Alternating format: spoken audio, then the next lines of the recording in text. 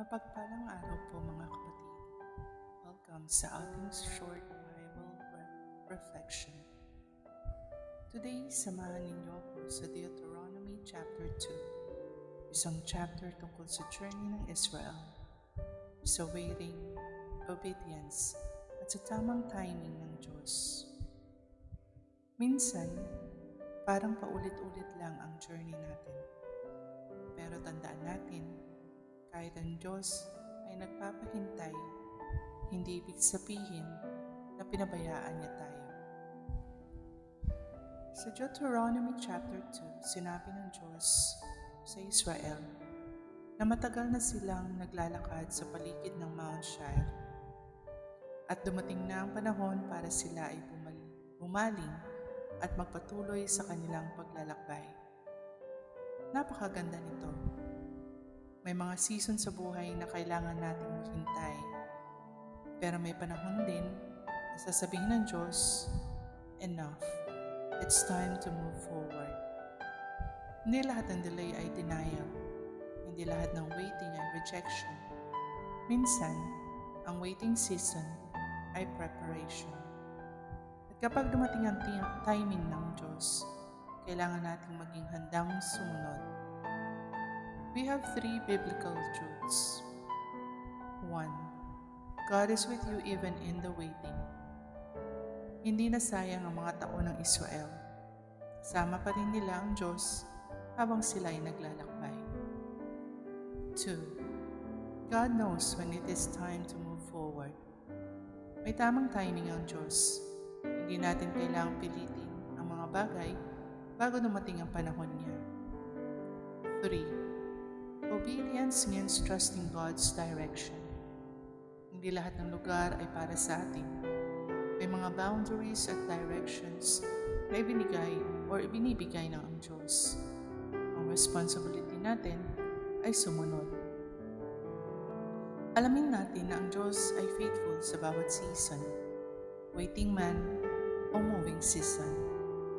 Tanggapin natin na hindi natin kontrolado ang timing ng Diyos. Magtiwala tayo na kapag sinabi niyang move forward, may dahilan siya. At kapag sinabi niyang wait, may ginagawa rin siya. So stop comparing your journey with someone else's. Hindi pare-pareho ang timeline natin. Ang mahalaga ay sumusunod tayo sa direction ng Diyos. And ask God before making your next move. Bago ka gumawa ng malaking desisyon, pause and pray, Lord, is this your timing or mine? Mga kapatid, hindi ka late sa plano ng Diyos. Kung naghihintay ka ngayon, be faithful. Kung tinatawag ka ng umusad, be courageous. At sa bawat season, keep trusting God. Ngayong araw, surrender natin sa Panginoon ang mga bagay na gusto nating madaliin. Sabihin natin, Lord, teach me to wait when I need to wait, and give me courage to move when you say it is time. Let us pray. Lord, salamat po dahil hindi mo kami iniiwan sa aming journey. Kapag naghihintay kami, turuan mo kaming maging faithful. Kapag panahon ng umusad, bigyan mo kami ng courage na sumunod.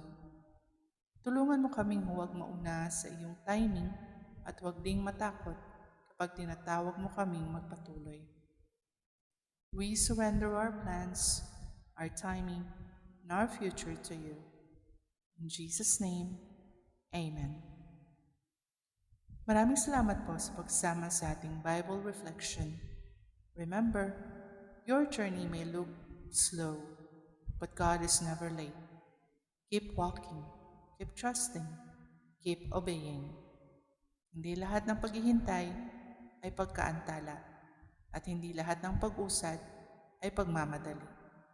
Kapag Diyos ang nangunguna, ang tamang timing ay laging may tamang layunin. What are your thoughts? Write in the comments and let's talk about it.